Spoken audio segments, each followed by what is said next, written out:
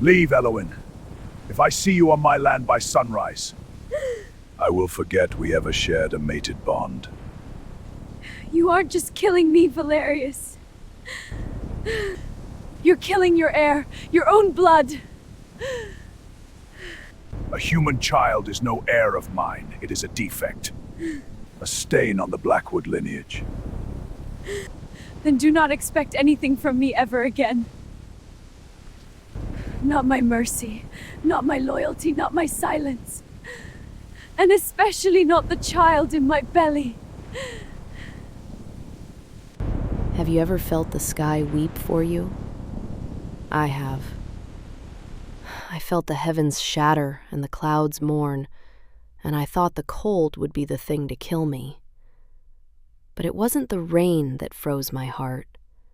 It was the eyes of the man I called my mate. They say a human mate is a curse for a king.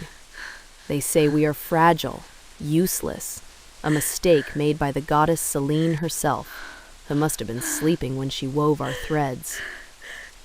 They're right about one thing. I was fragile.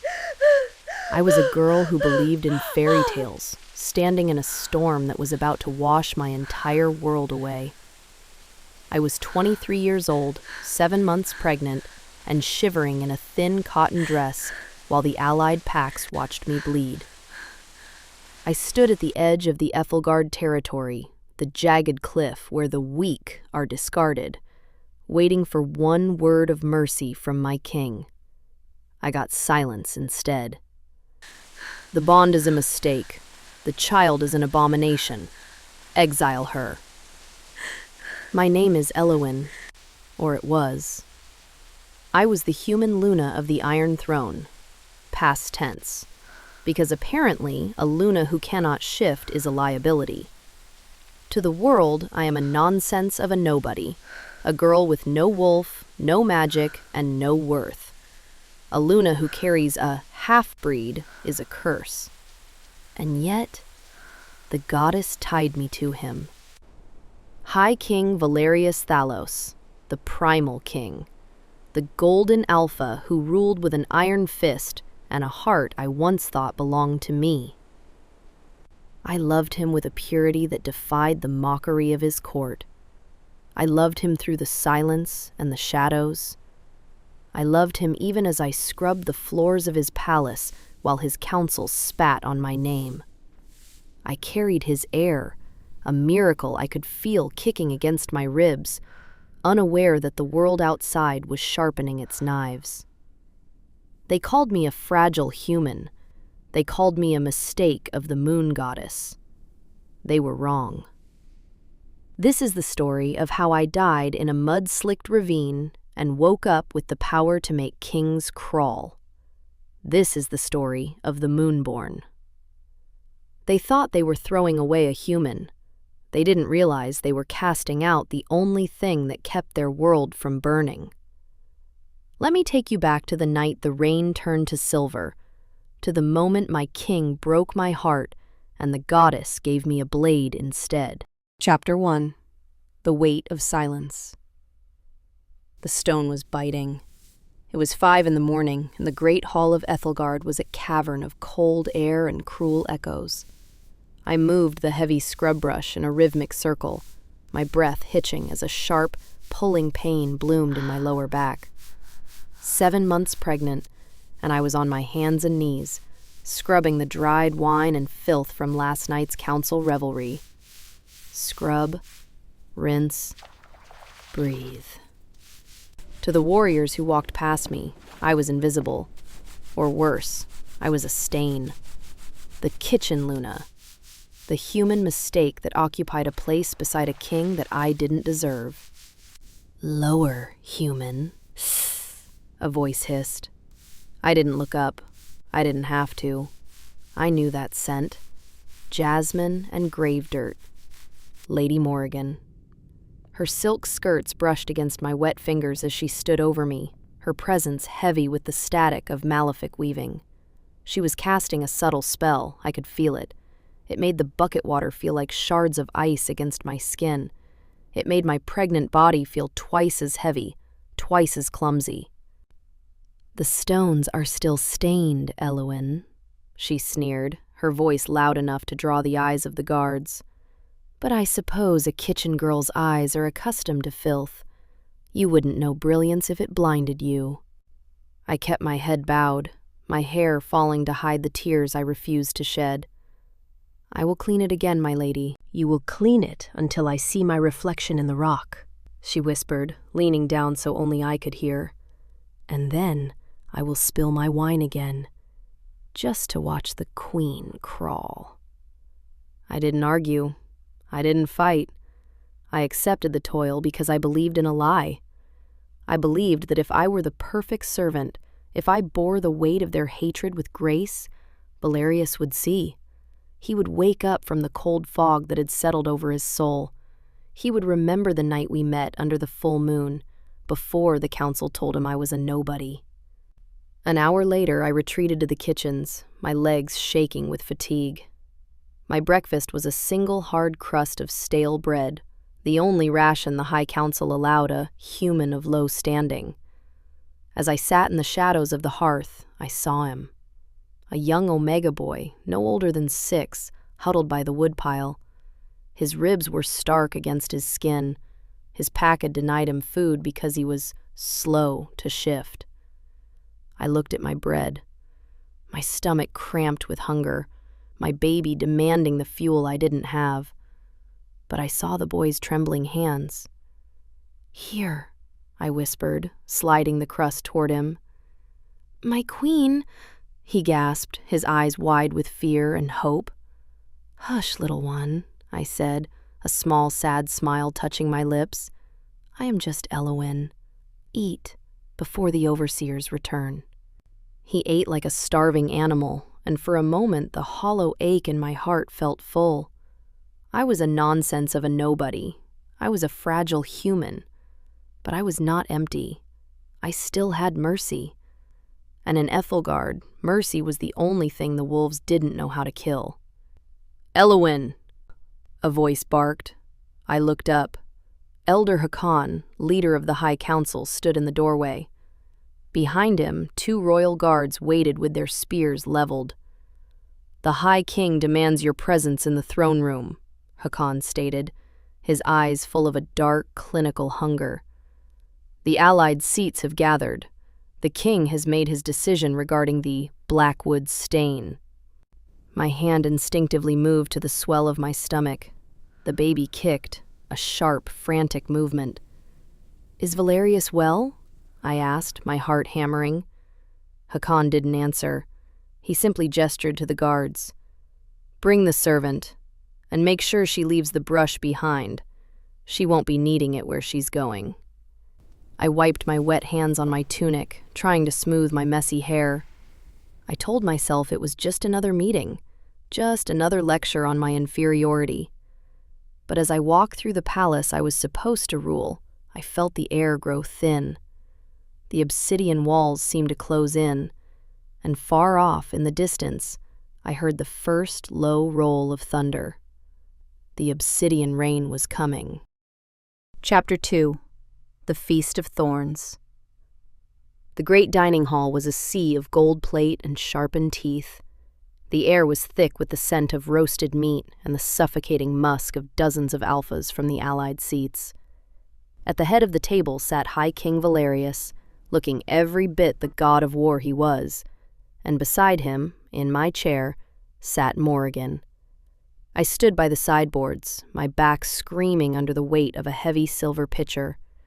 I was pregnant, my ankles swollen, my breath short, yet the king's command had been absolute. "Since you love the kitchen so much, Elowen, you shall serve us tonight. Let the allies see the nobody the goddess saddled me with." "More wine, servant," Morrigan called out, her voice a melodic sting. I stepped forward, my hand resting protectively over my belly as I navigated the narrow space between the alpha's chairs. I could feel their eyes, predatory, mocking. Look at her. Alpha Gregory of the Blood Moon Pack whispered loudly. A queen who carries wine instead of a sword. A Luna who smells of dishwater. Valerius, how do you stand it? Valerius didn't defend me. He didn't even look at me. He just swirled his goblet, his jaw tight. I don't stand it, Gregory. I endure it. It is my cross It is to my bear. cross to bear. The laughter that followed was like a physical blow. I reached Morrigan's side, my hands trembling as I lifted the heavy pitcher to fill her glass. That's when I felt it. A sudden, violent jolt of cold energy hitting my ankles. Malefic weaving. Morrigan's eyes flashed a dark, sickly purple beneath her lashes. My feet felt as if they had been turned to lead. I stumbled, my balance vanishing. I fell hard, my knees hitting the stone with a sickening crack, the silver pitcher clattering to the floor. Red wine exploded across the table, drenching Morrigan's white silk gown and splashing onto Valerius's hand. Silence, heavy and suffocating. "My dress!" Morrigan shrieked, though her eyes were dancing with triumph. "The high priestess of the Shadow Crest? Humiliated by a kitchen maid!" I gasped, clutching my stomach, terrified for the baby. I'm sorry. My lady, I tripped. Something moved." "Tripped?" Valerius's voice was a low growl that vibrated in the marrow of my bones. He stood up, towering over me. He didn't offer a hand. He didn't check on his child. He looked at me with a disgust so deep it felt like a blade. "Look at you, sinking into the dirt where you belong. Your clumsy human legs can't even support the weight of a single pitcher." "Valerius, please," I whispered, tears finally blurring my vision. "I'm tired. The baby." "The baby is the only reason you are still in this room," he snapped, his voice echoing through the silent hall. "But even that is a disappointment. You are a rot, Elowen, a parasite in this palace, siphoning my strength with your fragility." "High King," Hakon addressed the room. "The council has seen enough. She is unfit to steady in this place anymore. She is a blemish on the throne, a human sickness infecting the Blackwood lineage. We cannot have a Luna who crawls in the wine while the world watches." A murmur of agreement rippled through the allied alphas. "Exile," someone whispered. "The goddess was senile," another mocked. Valerius looked down at me, his face illuminated by the flickering torchlight. For a split second, I looked for the man I loved. I looked for the boy who had once promised to protect me. But he was gone. There was only a king, blinded by witchcraft and poisoned by pride. "Take her to the holding cells," Valerius commanded, turning his back on me. "The High Council will convene at dawn. We are done with this mistake." As the guards grabbed my arms, dragging me away from the Feast of Thorns, I looked back at Morrigan.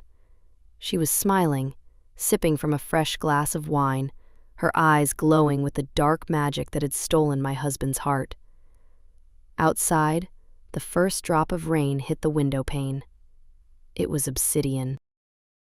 Chapter 3. The Obsidian Throne. The air in the council chamber was frigid, tasting of ancient dust and impending death. I stood in the center of the room, my hands bound in cold iron, shackles designed for criminals, biting into my fragile human wrists. My body aching from the night in the damp holding cells, but I held my head high. I was still the High King's wife. I was still the woman the goddess had chosen. Around me sat the 12 seats of the High Council, a semicircle of predators carved from obsidian. At the center sat Elder Hakon, his eyes like flint. "Elowen of the Kitchens," Hakon's voice boomed, vibrating through the floorboards. "You stand before the primal seats to answer for your existence. The king's strength is the kingdom's life, and you are a parasite upon it."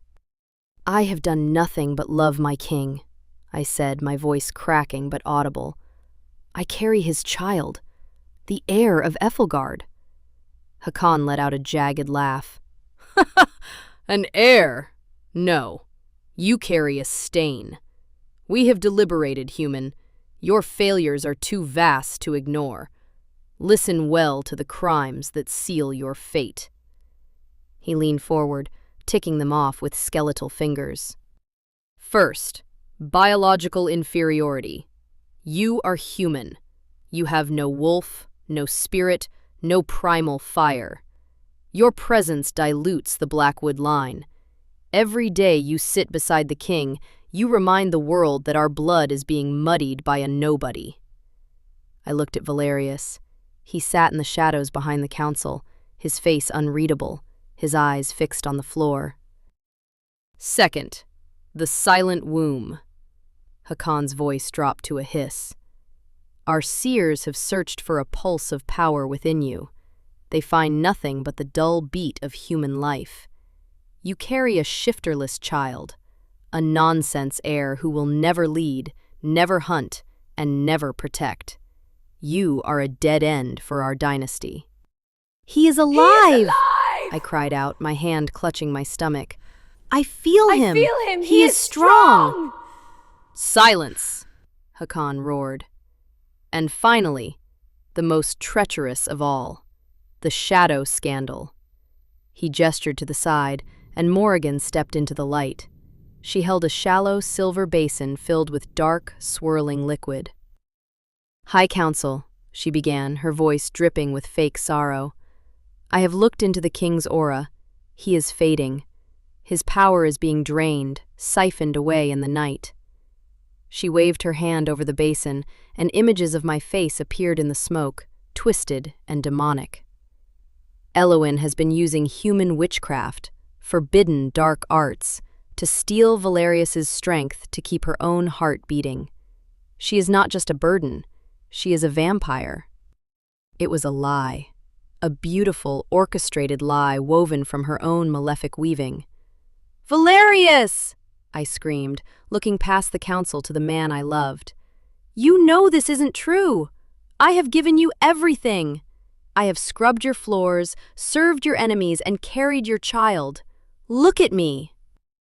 For a heartbeat, Valerius's eyes shifted. He looked at my shackled wrists, at my trembling, pregnant form. But then Morrigan placed a hand on his shoulder, her rings glowing with a faint purple light. His expression hardened into ice. The witchcraft took hold, turning his heart back into a stone. The evidence is absolute, Hakan declared, standing up. You have diluted our blood, failed our line, and poisoned our king. You are a rot that must be excised. He looked at the 12 elders. The vote is for the preservation of Ethelgard. What say you? One by one, they spoke the word that shattered my world. Exile. Exile. Exile. 12 voices. 12 nails in my coffin. Hakan turned to the shadows. And you, High King? Do you confirm the sentence of the High Council? The silence that followed was the loudest sound I had ever heard. I held my breath, praying to a goddess they said was sleeping. Please, Valerius, please wake up. Chapter 4. The King's Silence. The echo of the council's exile still hung in the air like a death knell. I ignored the guards. I ignored the iron biting into my wrists. I threw myself forward, collapsing at the foot of the dais, my pregnant belly a heavy weight between me and the cold stone floor. Valerius, please! My voice was a raw, jagged thing. Don't do this. Not to us. Look at me. Please, just look at me. I reached out, my shackled hands trembling toward the hem of his heavy fur cloak. I didn't care about my dignity. I didn't care about the mocking sneers of the allied alphas in the gallery. I was fighting for the life of my child.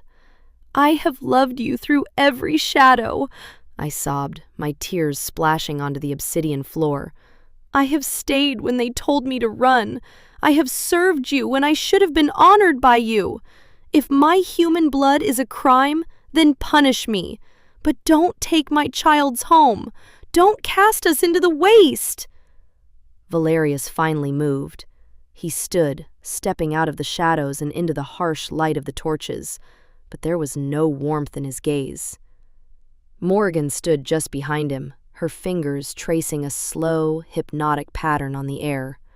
I saw the purple haze in the depths of his pupils. The malefic weaving had turned his soul into a fortress of ice. He looked down at me, and for the first time in 3 years, I saw true disgust in his eyes. Not just annoyance, not just indifference. He looked at me as if I were a slug he had accidentally stepped on in the palace gardens. "Mercy?" he repeated, the words sounding like a slur. "You ask for mercy, Elowen?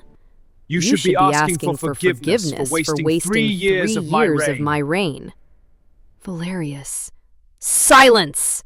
He roared, and the force of his alpha command hit me like a physical blow, pinning me to the floor. I look at you and I see nothing.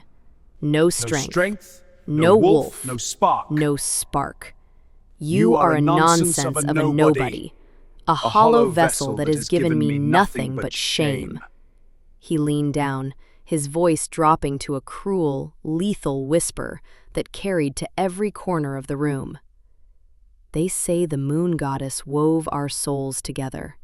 If that is true, then Selene was senile when she gave you to me.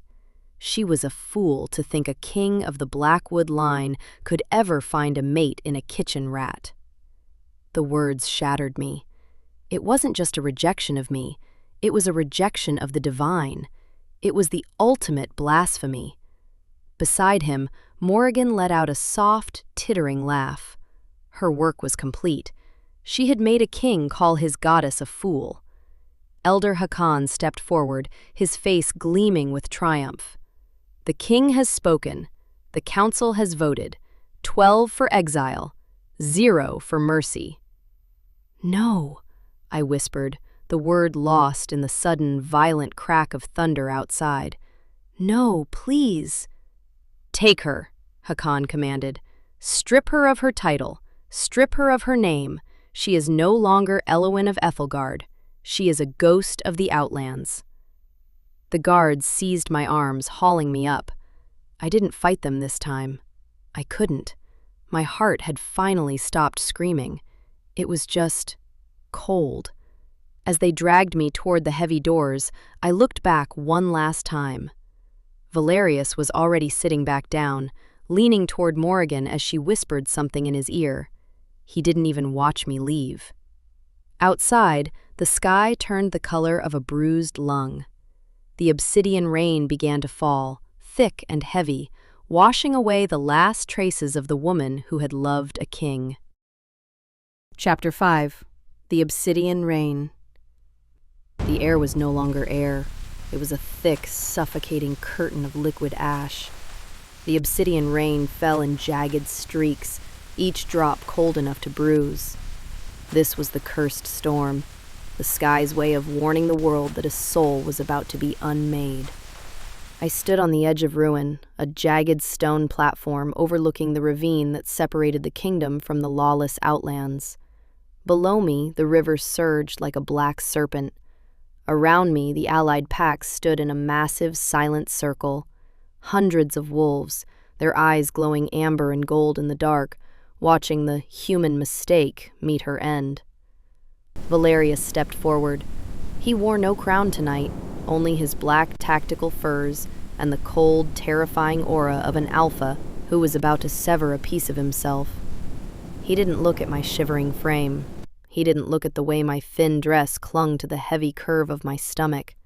He looked through me, as if I were already a ghost. "The bond is a shackle," Valerius's voice boomed, amplified by the thunder. "And tonight, I break the chain." He placed his hand over his heart, and I felt the first pull.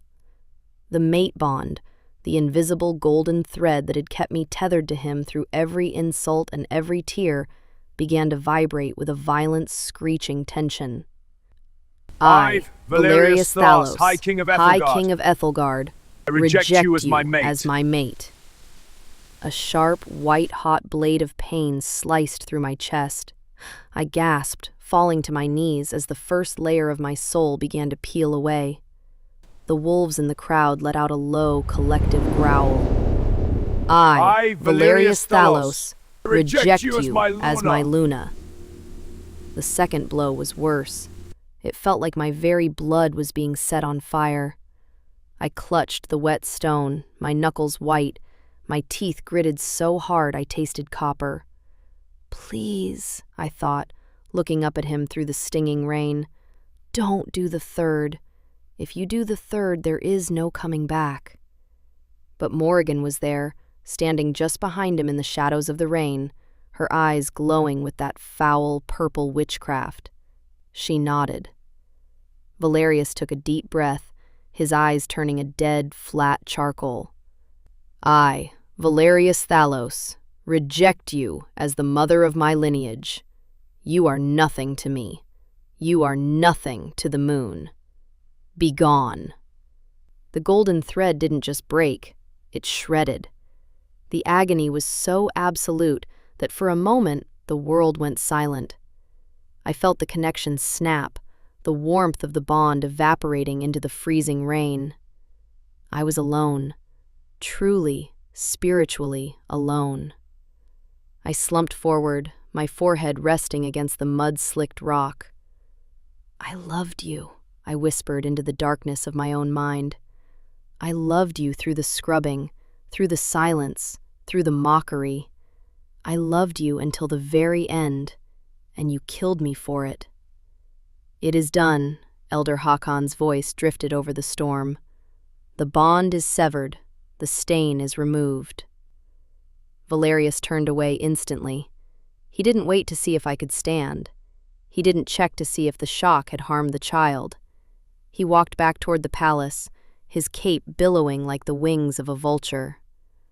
"Throw her to the ravine," Hakon commanded the guards. "Let the outlands have the nobody." Strong hands grabbed my shoulders, dragging my limp, broken body toward the edge. I didn't fight. Why would I? The man who was my world had just called the goddess a fool and me a mistake. As they cast me off the ledge into the black void of the storm, I had one final thought. If the goddess was sleeping, Valerius, I hope you never wake her. Chapter 6. The Death of the Human. The fall didn't kill me, but the landing nearly did. I hit the mud-slicked banks of the outland ravine with a heavy thud, the breath leaving my lungs in a sharp, ragged gasp. The guards had tossed me like a bag of refuse, and as I rolled through the jagged rocks and sludge, I felt the sharp sting of the Obsidian Rain soaking into my skin, freezing the very marrow of my bones. I tried to push myself up, my hands sinking into the filth, but a shadow blocked the moonlight. Morrigan. She hadn't stayed with the king. She had followed the guards to the edge to witness my end personally. She stood above me on the ledge, her eyes glowing with a sickly, malevolent violet. "Still breathing, kitchen rat?" Her voice carrying through the wind like a serpent's hiss. "You are more resilient than you look, but we can't have a miracle surviving in the dark, can we?" She raised a hand, her fingers weaving a jagged pattern in the air. I felt a surge of dark energy, a cold, oily pressure that settled directly over my womb. "By the shadow and the rot," Morrigan intoned, her voice dripping with venom, "I seal this womb. I wither the root. Let the seed die with the soil." "No!" I screamed, clutching my stomach. "Stop, please!" She only smiled, a cruel, beautiful curve of her lips. "Die in the mud, Elowen. Die knowing you were never enough to keep him." With a final flick of her wrist, she turned and vanished into the storm. The moment she left, the world turned into a nightmare of fire and ice. The curse hit me like a physical blow, clashing with the natural rhythm of my body. A violent, white-hot spasm ripped through my abdomen, a pain so intense it made the rejection feel like a paper cut. Stress labor. My body, broken by the rejection and poisoned by the witch's curse, was trying to expel the child before its time. "Not now," I sobbed, my face pressed into the freezing mud. "Please, not like this. He's too small. He's not ready." Another contraction hit, doubling me over. I screamed into the rain, but the only answer was the roar of the thunder. I was alone in the outlands, 7 months pregnant, bleeding into the dirt, while the freezing rain turned to ice on my skin. I felt my heart slowing. My vision began to fray at the edges, turning gray and distant. This was it. The nobody was finally disappearing. The human girl who had loved a king was dying in the mud, and the world wouldn't even remember my name. "I'm sorry," I whispered to the kicking life inside me, my voice fading to a breath. "I'm so sorry." My eyes closed. The darkness of the ravine rushed up to meet me, and for a heartbeat, there was only the sound of the rain. But then, the rain stopped. Not because the storm had ended, but because something else had arrived. Chapter 7. Rebirth. The darkness wasn't black.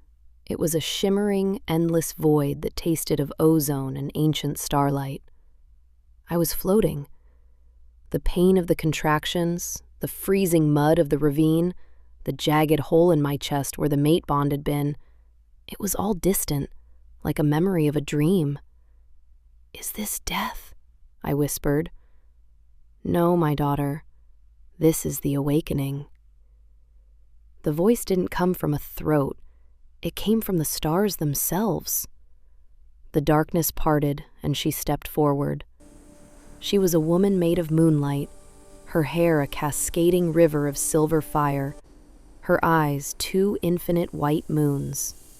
The goddess Selene. I fell to my knees in the void. They said you were sleeping. Valerius, the council, they mocked you. They said you were senile for bonding us." The goddess's face was a mask of divine sorrow and simmering rage. The king called me sleeping because he did not wish to be watched. He called me senile because his heart had grown too small to understand my design. I was not sleeping, Elowen. I was waiting. I was waiting for the king to prove his unworthiness. I was waiting for the blood of the Blackwood line to show its true rot. I looked down at my translucent hands shaking. But why me? Why let me suffer? Why did you let them treat me like a dog? Why did you abandon me in that kitchen for 3 years? "Power is not given, Elowen. It is forged," she said, her voice vibrating through my soul. The moonborn cannot wake in a house of gold. The Selene-Kyrie, the last heir of my own blood, must be tempered in the fires of betrayal. If I had given you your crown 3 years ago, you would have been a queen of wolves. But I needed you to be a goddess of justice. "How?" I cried out, the confusion of physical ache. "I am an ordinary human. My mother had no wolf. My father was a man of the fields. There is no magic in my blood, no shifter fire. How can I be a moonborn? How can I be your heir?" Selene leaned down, pressing a cool, glowing hand to my forehead. "Your parents were the shell, Elowen, the vessel to hide you from the shadow witches until you were ready. Your human blood was the seal. It was the only thing that could protect the last moonborn seed from Morrigan's sight. The rejection wasn't your end. It was the key. When Valerius broke the bond, he didn't just break your heart. He broke the seal." Suddenly the void buckled. The pain of the outlands rushed back. The freezing rain, the mud, the baby. "The child must be born, Elowen. He is not a nonsense heir. He is the tide breaker. Push!" The scene shifted. I was back in the mud. The Obsidian Rain was falling, But as Selene stood over me in the physical world, the black droplets turned to silver fire the moment they touched the earth. "I can't!" I screamed, my body racking with a contraction that felt like it would split my bones. "Morrigan! She cursed the womb! She said it would wither!" "A witch cannot curse what the moon has blessed," Selene roared, her voice echoing across the entire kingdom of Aethelgard. "Push, Mooncaller. Claim what is yours. What is yours." I let out a primal scream. Not a human scream, but a sound that shook the mountains. I pushed with every ounce of the 3 years of agony I had stored. I pushed for the omegas I fed in secret. I pushed for the heart Valerius had discarded. As the baby entered the world, a shockwave of silver light exploded from my body. The rain didn't just stop, it evaporated. The mud beneath me turned to white sand. And then the shedding began. My skin, the fragile human skin they had mocked, began to crack like old parchment. It peeled away in shimmering flakes, falling into the sand. Beneath it, my new skin glowed with a soft, iridescent pearl light. On my forearms, and circling my throat like a regal collar, dark blue and silver marks appeared, the Selene-Kyrie sigils. I stood up. I was no longer shivering. The cold could not touch me. I felt a pulse of power so vast it felt like I was holding the tides of the ocean in my palms. In my arms, the child didn't cry. He opened his eyes as gold as the sun and as deep as the sea. Aurelius. I looked up toward the lights of the palace on the cliff far above. I could feel every wolf in the kingdom. I could feel their heartbeats, their fear, and the dark, oily stain of Morrigan's magic. "You were wrong, Valerius," I whispered, my voice now carrying the weight of a divine command. The goddess wasn't sleeping. I looked at my marks, then at my son, and I am no longer a nobody. Chapter 8. The Sanctuary of Shadows. The silver fire died down, leaving the ravine in a haunting, ethereal glow. I stood in the center of a scorched circle of grace, the child in my arms wrapped in the remnants of my human skin, which had transformed into a shimmering silken veil. I looked at my son, Aurelius. He didn't look like the shifterless defect the council had predicted. His skin held a faint golden hue, and even now, just minutes old, his tiny fingers gripped my thumb with a strength that would have crushed a human's hand. Then I felt it. A rhythmic thrumming in the air, like the heartbeat of the earth itself. From the shifting mists of the outlands, a group of figures emerged. They didn't run like wolves. They moved with the predatory elegance of shadow. At their head was a man tall enough to rival Valerius, but where Valerius was golden and loud, this man was obsidian and silent. Prince Cassian. The exiled prince. The leader of the lost ones. 10 years ago, the High Council had branded him weak and cast him out because his wolf was born with silver fur instead of black, a mutation they feared. Cassian stopped 10 paces from me. Behind him, a dozen warriors, each bearing the scars of rejection, dropped to their knees. Not because I commanded them, but because their inner wolves recognized the moonborn aura before their eyes did. "The prophecy wasn't a myth," Cassian whispered, his voice like velvet over gravel. He didn't look at me with the disgust I was used to.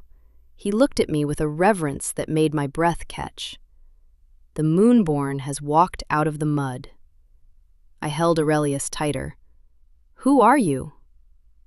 "I am the king of those your husband threw away," Cassian said, stepping closer. He looked down at the child in my arms, and his eyes widened. "By the stars. Elowen, look at the river." I turned my head. Below us, the black river of the ravine, usually a chaotic, violent torrent, had stopped. The water wasn't just calm, it was rising. Great crystalline pillars of water lifted into the air, swirling in a slow, hypnotic dance that mirrored the breathing of my son. He isn't human, I breathed, realization washing over me like a wave. He isn't even just a wolf. He is a high shifter of the tides, Cassian said, his voice hushed with awe. He commands the elements. He is the storm the Blackwood line thought they could weather. But they are a kingdom of dust, and your son, he is the flood. Cassian reached out, not to take the child, but to offer me his hand. His touch was warm, free of the oily tingle of Morrigan's magic. The council calls us the Lost Ones because we do not fit their narrow cages, Cassian said firmly. But we have built a sanctuary in the Shadow Peaks, a place where nobodies become legends. Come with us, Elowen. Let the king believe you are dead. Let him rule his rotting throne while we raise the god who will one day tear it down. I looked back at the lights of Aethelgard. I could still feel the faint, sickly throb of the mate bond's scar, but the pain no longer had power over me. The girl who loved Valerius had indeed died in the mud. I am not going there to hide, Cassian, I said, my voice resonating with the power of the Selene-Kyrie. I know, Cassian smiled, a dark, dangerous glint in his eyes. You are going there to prepare. I took his hand. As we turned toward the mountains, the river behind us crashed back into its bed with a roar that echoed all the way to the palace gates. A final goodbye to the woman I used to be. Chapter 9. Command of the Moon. The Sanctuary of Shadows was not a place of mourning. It was a fortress of the forgotten. Tucked deep within the jagged ribs of the Shadow Peaks, it was a city of stone and starlight, where those deemed broken by the High Council found a new kind of strength. But I was no longer the woman who needed protection. In the 3 years I had spent in the palace, I had been forced into silence. Now, that silence had become my greatest weapon. I stood on the training grounds, a vast plateau of obsidian rock overlooking the misty valleys. Cassian stood opposite me, his massive silver wolf pacing restlessly behind his eyes. Around us, hundreds of the rejected, the scarred, the small, the mutated, and the old, watched with bated breath. "You have the aura, Elowen," Cassian said, his voice echoing. "But an aura is just a light. You need to understand the command. You are the Moonborn. The wolf was made by the moon. Therefore, the wolf belongs to you." "I don't want to shift, Cassian," I said, my voice calm, the silver marks on my throat glowing a soft, dangerous blue. "I don't need a beast's skin to be powerful." "Then show me," he challenged. "Command my wolf. Force the silver shadow to heal." Cassian led his beast forward. It was a terrifying sight. A wolf the size of a warhorse, fur like polished moonlight, teeth like ivory daggers. He let out a roar that should have sent a human screaming for cover. The air pressure dropped. The ground trembled. I didn't move. I didn't even flinch. I closed my eyes and reached out. I didn't look at the physical wolf. I looked at the spirit behind it. I saw the ancient, primal thread that connected every shifter to the goddess. I saw the knot of anger and pride that drove the beast. And then I spoke. Not with my voice, but with my blood. "Sleep," I whispered. The word rippled out from me in a physical wave of silver light. It didn't hit like a blow. It settled like a heavy velvet blanket. The silver shadow's roar died in its throat. Its glowing eyes widened, then softened. To the shock of every warrior watching, the massive predator didn't just stop. It whimpered. Its legs buckled as if the weight of the moon itself were pressing on its spine. The terrifying beast curled into a ball at my feet, its tail tucking, its head bowing in total, absolute submission. Cassian gasped, his human form swaying as he felt his inner beast succumb to a power it couldn't fight. "You didn't break him," Cassian breathed, looking down at his sleeping wolf. You spoke to him. You commanded the very essence of his nature. The council thinks power is about teeth and claws, I said, looking out at the gathered army. They are wrong. Power is the authority to tell the beast no. In the weeks that followed, my army of the rejected grew. But I didn't just train them for war. I healed them. I walked through the infirmaries where wolves lay with shattered spirits, their bodies scarred by Valerius's purges. I met a warrior named Kale, whose legs had been crushed by the High King's guard, and an old Luna who had been discarded because her scent had faded. I placed my hands on their wounds. My moonborn marks flared, and for the first time in centuries, the true priestess power returned to the world. I didn't just heal their flesh, I reconnected them to the moon. I mended the broken bonds they thought were lost forever. The High King cast you out because he feared your difference, I told the thousands who now stood before me, their eyes glowing with a new, fierce loyalty. He called you shifterless, weak, and defective. He told you that without the Blackwood bloodline, you were nothing. I raised my hand, and the tides of the nearby lake rose in a massive, shimmering wall behind me, commanded by the tiny hand of my son, Aurelius, who sat on a throne of stone beside me. But look at yourselves, I commanded. You are the army of the moon, and when we return to Ethelgard, we will not come to reclaim a throne. We will come to remind the king that the nobodies he trampled are the ones who hold his heartbeat in their hands. I looked toward the horizon, toward the distant spires of the palace that had once been my prison. I could feel the rot in Ethelgard. I could feel Valerius's power flickering like a dying candle. Prepare yourselves, I whispered, the silver fire dancing in my eyes.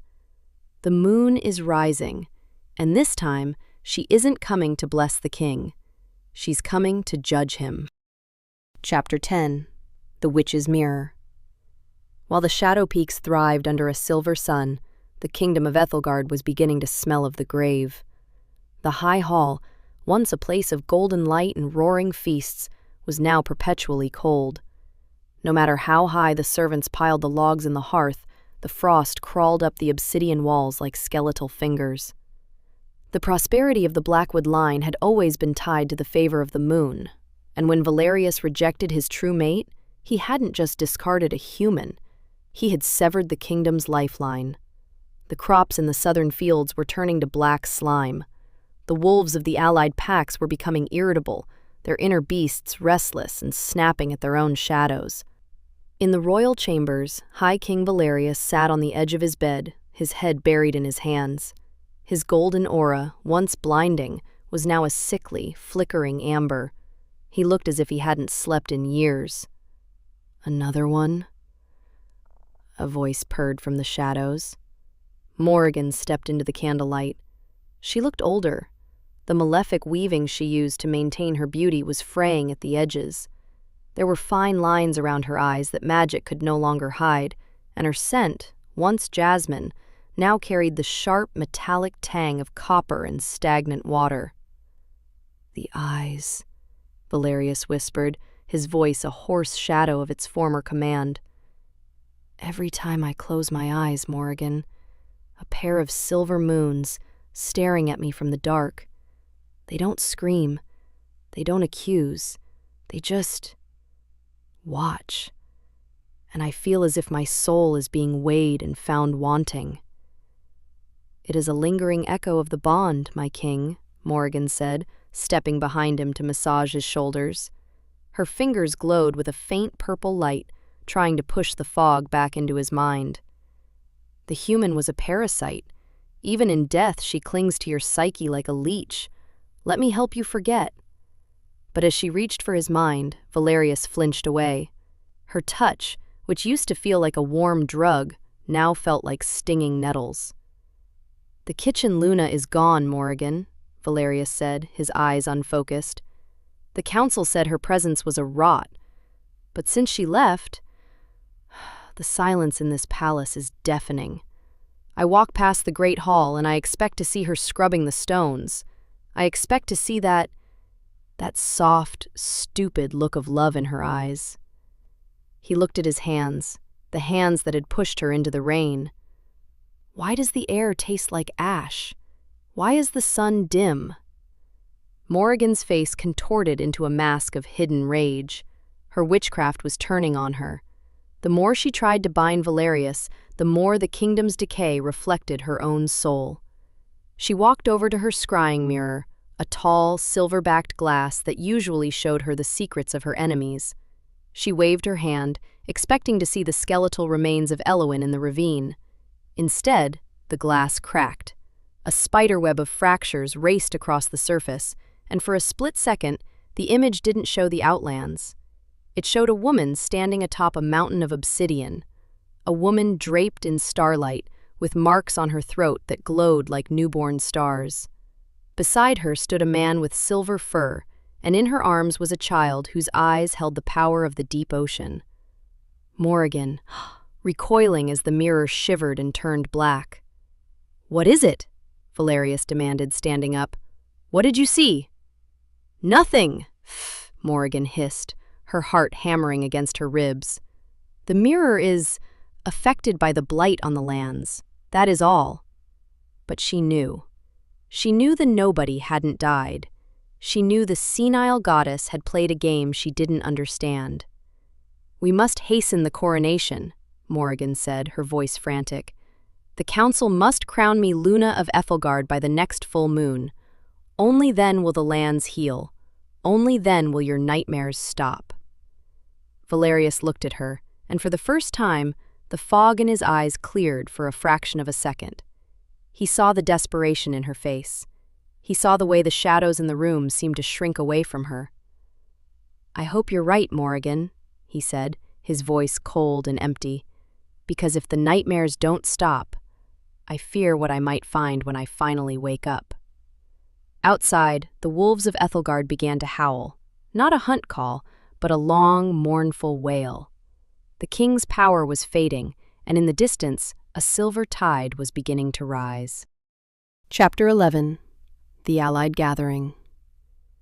The moon was a jagged shard of bone in the sky, looking down on the kingdom of Ethelgard. The palace was illuminated by 1,000 torches, but their light felt hollow, unable to pierce the oppressive gloom that had settled over the capital. Tonight was the night the High Council had dreamed of, the coronation of Lady Morrigan. The human mistake had been erased, and the Shadow Queen was ready to take her place beside the king to solidify the Blackwood lineage. The great hall was packed. Every alpha of the Allied seats sat in their high-backed chairs, their faces grim. They were here to witness a triumph, but the air tasted of copper and anxiety. At the end of the long obsidian aisle, High King Valerius stood by the throne. He looked like a statue of a dead god. His eyes were sunken, his golden hair dull. Beside him, Morrigan stood draped in heavy purple velvet and black diamonds, a smirk playing on her lips. Elder Hakan stepped forward, holding the silver coronet of the Luna. "The blood of the king is the blood of the land," Hakan's voice boomed, though it lacked its usual strength. "We have cast out the rot. We have purged the weakness. Tonight, we crown a woman worthy of the Iron Throne, a woman of power, a woman of the shifter blood." He raised the crown high. "Does any wolf dare challenge this union?" It was a ceremonial question, a formality. Usually, the hall remained silent. But tonight, the heavy obsidian doors, the ones that required 4 grown men to move, didn't just open. They were blown off their hinges. Boom! The sound echoed like a mountain collapsing. The torches in the hall flickered and died, leaving the room in a sudden, terrifying twilight. The alphas scrambled to their feet, their claws extending, their inner wolves snarling at the intrusion. Then, I stepped through the smoke. I didn't come with the thunder of hooves. I didn't come with the screams of 1,000 soldiers. I came alone. Elowen. But it was not the Elowen they remembered. Gone was the thin cotton dress. Gone was the smell of dishwater and wood smoke. I was draped in a gown that seemed woven from the moonlight itself, a shimmering silver fabric that flowed around me like water. My hair, once dull and messy, was a radiant halo of starlight. And the marks. The Selene-Kyrie sigils on my throat and arms glowed with a blinding celestial blue. Each step I took left a footprint of silver fire on the cold stone floor. "The nobody has returned," a voice whispered from the back of the hall. "Guards!" Elder Hakan shrieked, his face turning a sickly gray. "Kill her! Strike the intruder down!" The royal guard, the elite warriors of the Blackwood line, lunged forward. They drew their massive broadswords, their eyes glowing with the killing intent of the wolf. I didn't raise a hand. I didn't even break my stride. As the first guard reached me, his sword raised for a lethal strike, something impossible happened. His arm froze in mid-air. He strained, his muscles bulging, his wolf roaring for blood, but his body refused to obey. I walked past him, my shoulder brushing his chest. As I passed, the guard's knees buckled. His sword clattered to the floor. He wasn't being hit by a physical force. He was being overwhelmed by a divine presence. "My wolf," the guard gasped, his eyes wide with terror. He is bowing. I can't lift my hand." One by one, the greatest warriors of Ethelgard fell. It was a wave of submission. As I moved down the aisle, the alphas of the allied seats found themselves sliding from their chairs, their bodies forced into a kneeling position by an invisible weight that felt like the hand of the goddess herself. The silence that followed was absolute. The only sound was the soft hiss of my silver gown against the stone. I stopped at the foot of the dais. I looked up at Valerius. For the first time in months, the king's eyes were clear. The witchcraft that had clouded his mind shattered like glass in the presence of the Moonborn. He looked at the woman he had sent to die in the mud. He looked at the marks on her skin. He looked at the raw, divine power radiating from her. "Elowen?" he whispered, his voice trembling. I didn't answer with a plea. I didn't answer with a sob. I looked at Morrigan, whose face was a mask of pure, unadulterated horror. "The coronation is over," I said, my voice carrying the resonance of 1,000 storms. "I have come for my son's inheritance, and I have come to judge the men who called the moon a fool." Chapter 12. The Great Kneeling. The air in the great hall didn't just turn cold, it became heavy, as if the oxygen had been replaced by liquid silver. I stood at the base of the dais, looking up at the man who had once been my world. The silence was brittle, a glass wall waiting for the first stone. It was Elder Hakan who broke it.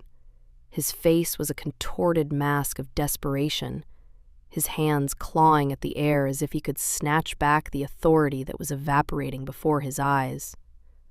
"She is a witch! A revenant sent by the Shadow Crest to deceive us!" he shrieked. "Valerius! Why do you stare? Kill her! End this blasphemy!" The king's eyes were wide, fixed on the Selene-Kyrie marks on my throat. I saw the muscles in his jaw ripple. I saw the struggle in his soul, the war between the alpha who had rejected me and the man who was finally, painfully waking up from a nightmare. "Elowen," he breathed, his hand reaching out as if to touch a ghost. "Don't say my name," I said. My voice didn't echo. It vibrated through the floor, through the walls, through their very bones. You lost the right to speak it the moment you let the rain wash it away. Beside him, Morrigan let out a jagged, hysterical laugh. "You think a few glowing marks make you a queen? You are a human with a stolen spark. Valerius, do not let her humiliate you. Execute her! Execute her now!" The word triggered something in Valerius, the old instinct of the Alpha King, the one that solved every problem with blood, flared to life. His eyes turned a lethal, predatory gold. "Guards!" Valerius roared, his voice a thunderclap that shattered the remaining windows. "Seize her! By the law of the Iron Throne, I command her execution! For treason! For witchcraft! For surviving!" But the guards didn't move. They were still on the floor, their faces pressed against the stone, their wolves whimpering in a language of pure terror. "I said seize her!" "Ah!" Valerius screamed, lunging forward himself. He reached for the heavy broadsword at his hip, the blade that had never failed him. I didn't flinch. I didn't draw a weapon. I simply looked at him, and for the first time, I let the full, unbridled weight of the moon-born soul flood the room. I felt the power of the tides, the gravity of the stars, and the ancient wrath of a goddess who had been mocked for too long. I spoke one word. Kneel. The command didn't just hit them, it crushed them. It was as if an invisible mountain had suddenly dropped onto the dais. Valerius didn't just fall, he was slammed into the obsidian floor. The sound of his knees hitting the stone cracked the platform beneath him. His sword clattered away, useless. Elder Hakan was flattened, his face pressed so hard against the rock that his nose began to bleed. The 12 members of the High Council were forced into a row of pathetic, bowed shapes, their luxurious robes tangling around them like shrouds. Even Morrigan was not spared. She shrieked as she was forced down, her neck arching under the pressure, her forehead touching the very spot where I had once scrubbed the wine from the floor. "You called me a nonsense of a nobody," I said, my voice low and cold, as I began to walk up the steps of the dais. My silver gown hissed against the stone, a sound like a blade being sharpened. "You called my son an abomination. You told the world that the moon had made a mistake." I stopped in front of Valerius. He was struggling, his alpha strength fighting against the divine gravity, his veins standing out on his neck like cords. He managed to lift his head just an inch, his eyes bloodshot and filled with an agonizing realization. I am the king," he wheezed, the floor cracking further under the pressure of my aura. "You are a man who broke a divine bond for the sake of a lie," I whispered, leaning down so only he could hear me. "And a king who cannot recognize his queen is no king at all. He is just a wolf lost in the dark." I looked down at the row of alphas and elders, all of them trembling, all of them silenced by the weight of my presence. "The great kneeling has begun," I announced to the hall, my voice carrying to the thousands of wolves waiting outside the palace gates. "And it will not end until every stone of this kingdom remembers who I am." I turned my gaze to Morrigan, whose purple magic was flickering out like a dying ember. "Now," I said, a dark smile touching my lips, "let us talk about the shadow scandal. Let us talk about what happens when a witch tries to steal the light of the moon." Chapter 13. The Witch's End. The great hall felt like the inside of a furnace, not with the heat of a fire, but with the cold, searing intensity of a star. I stood over them, the woman they had broken, now the only thing holding their world together. Morrigan lay pinned to the floor at my feet, her fingers clawing at the obsidian. "It's a trick!" she shrieked, her voice thin and desperate. "Valerius, look at her! She is using the same dark arts she accuses me of! She is poisoning your mind!" I looked down at her. "Dark arts? No, Morrigan. This is simply the light." I raised my hand in a sphere of moonfire, a liquid silver flame that didn't burn the skin but scorched the soul, bloomed in my palm. I didn't throw it. I simply let its light wash over the room. "The moon doesn't hide the truth," I whispered. "She reveals it." I cast the silver fire across the dais. The moment the light touched Morrigan, her malefic weaving began to disintegrate. The beautiful, jasmine-scented aura she had worn like a cloak was burned away, revealing the jagged, oily black threads of the spell she had used to bind the king. The alphas gasped. In the reflection of the moonfire, They didn't see a beautiful consort. They saw the truth. Morgan was a skeletal shadow of herself, her magic leeching the very life from the palace. Then the fire hit the king. Valerius arched his back, a guttural scream ripping from his throat as the purple fog was scorched from his mind. I watched the haze clear from his eyes. I watched the charcoal flat color of his pupils bleed back into a rich, agonizing gold. The shadow scandal he had believed, the lies about me siphoning his power, dissolved like mist in the sun. The weight of my command eased just enough for him to breathe. Valerius looked around the room as if seeing it for the first time in years. He looked at the cracked floor. He looked at the terrified alphas. And then his gaze landed on me. The realization hit him like a physical blow. The memories came rushing back in a violent flood. The rejection ceremony, the Obsidian Rain, the way he had watched me stumble into the mud while I carried his child. He remembered calling the goddess senile. He remembered the disgust he had felt for the woman who had loved him most. "Elowen," he choked out, his voice no longer booming but shattered. "The rain, the ravine. I sent you to the outlands. I sent you to die." "You did," I said, my voice steady and cold. "You didn't just exile a human, Valerius. You tried to execute the Moonborn and her heir." "I was blinded," he cried, dragging himself toward me on his hands and knees, the proud Alpha King reduced to a beggar in the dirt. "She poisoned me. The spells, the weaving. Elowen, please." He reached for the hem of my silver gown, his hands trembling. "Our son, our child. I thought... They told me he was a defect. They told me he would be the death of the line." "He is the life of the world," I replied, stepping back so his hands met only cold stone. "And he is safe, not because of his father's protection, but because of the nobody you discarded." Elder Hakan tried to speak, but the silver fire flared, singeing the air around him. The council members looked at each other in horror. They had signed the decree. They had voted 12-0 for my death. Valerius collapsed, his forehead resting against the spot where I had once been forced to kneel. The great king of Ethelgard was sobbing, a sound of raw, unfixable grief. "Mercy," he whispered, the word broken. "Elowen, please. I have committed a crime beyond forgiveness, but have mercy on a man who was lost in the dark." I looked down at him, the man I had once thought would save me.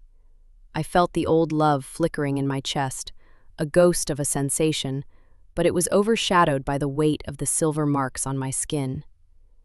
"Mercy is a gift for those who deserve it, Valerius," I said, looking out at the silent hall. "But tonight, we are not here for mercy. We are here for justice."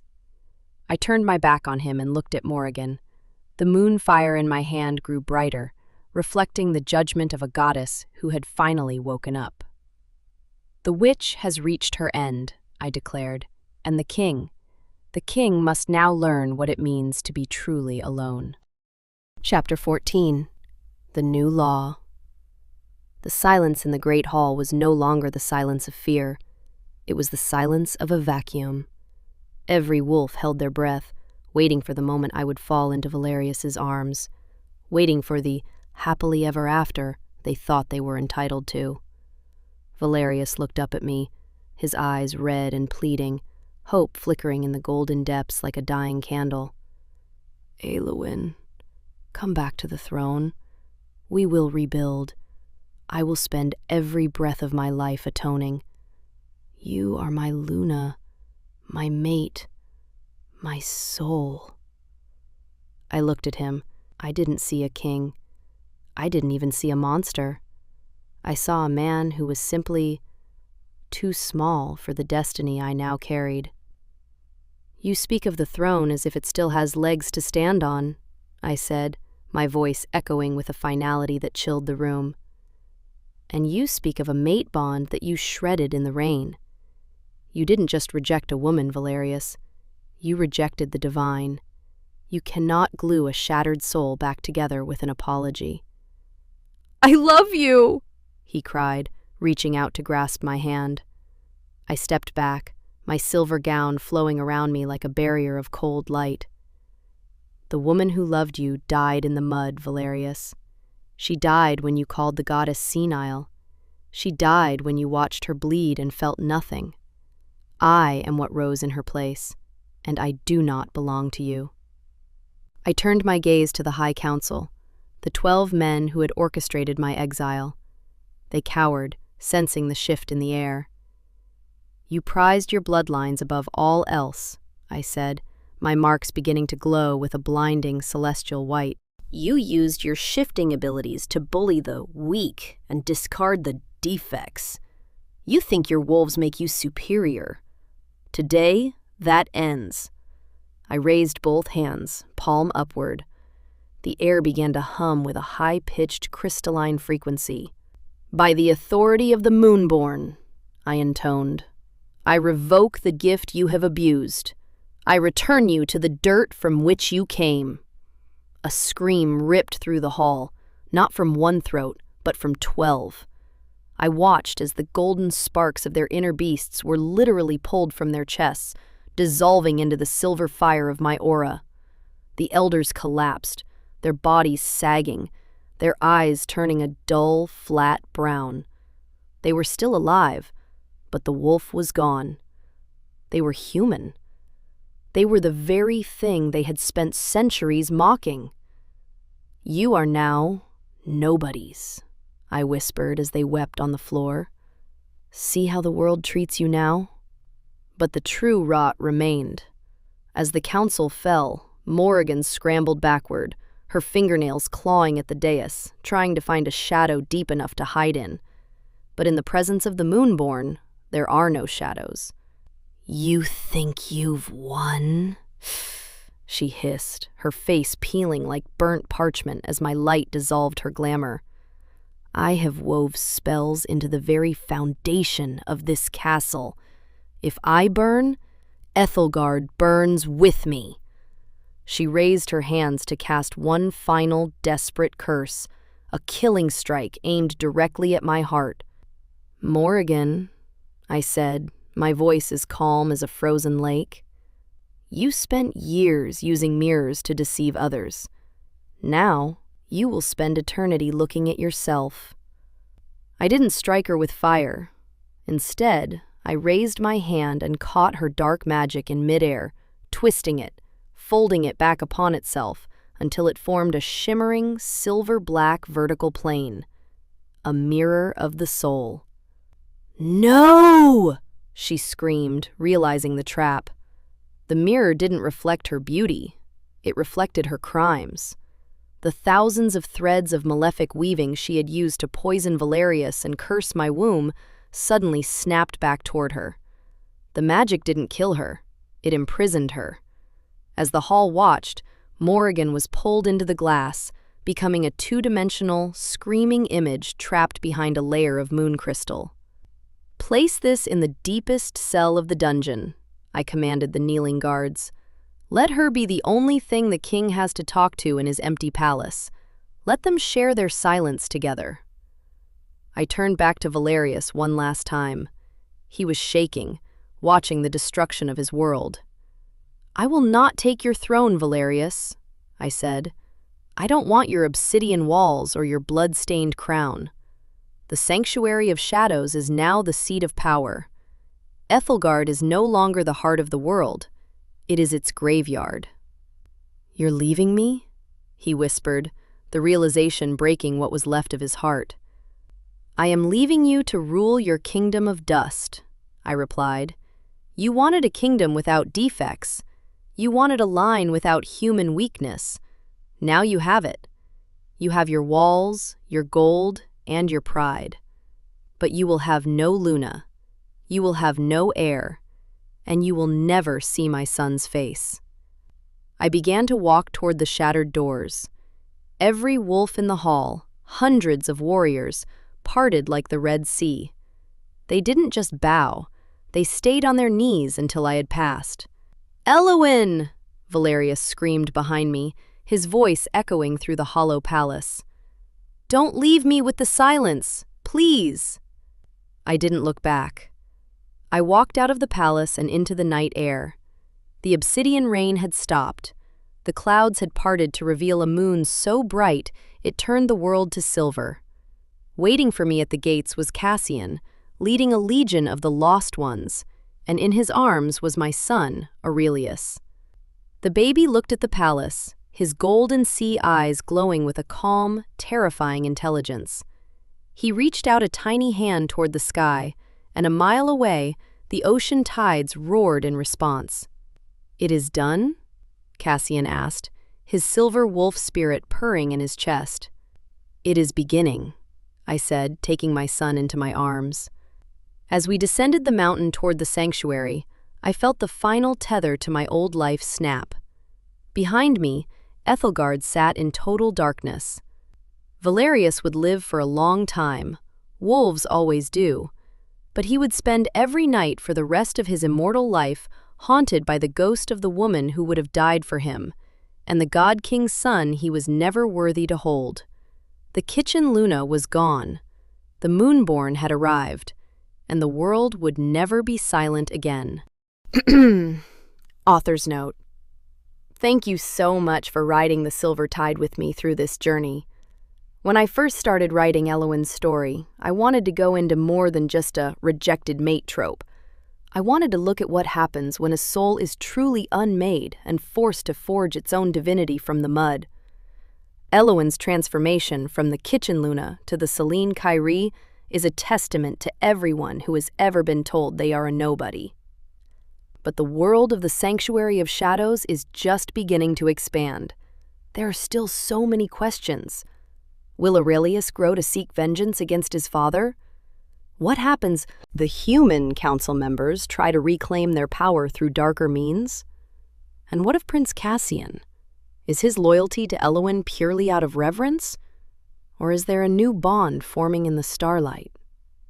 If you enjoyed this journey of betrayal, justice, and divine rebirth, please subscribe and hit that follow button.